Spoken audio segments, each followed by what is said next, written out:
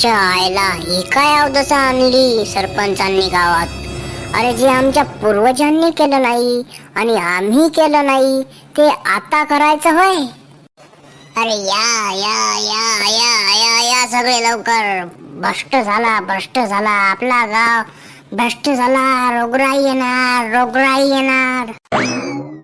अरे काय झालं हा? काय झालं मग आंबो? आपल्या गावात रोगराई येणार. अरे काय झालं नाही ते विचार.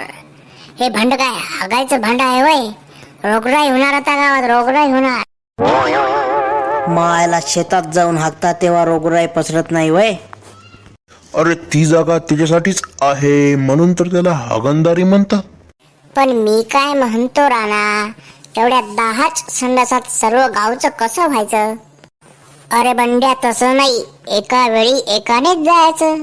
अरे पळश्या भाऊ, पण याच्यात आपण केल्यानंतर याच्यातलं जाणार कुठं मग? अरे येड्या, तिकडे शेतामध्येच डायरेक्ट पाईपलाईन सोडली आहे वाटते. तिकडनंच तुमच्या घरी एक एक पार्सल पाठवतो. मायला काही पण सवाल, काही पण प्रश्न यार. हट मायला भागरी. थांबा थांबा थांबा थांबा थांबा. अरे राणापरच्या, हा अन्याय आहे, हा अन्याय आहे. अरे मला सांगा, आपण याच्यात बसल्यावर आणि सर्व कार्यक्रम उरकल्यावर पाणी कुणी टाकायचं हा?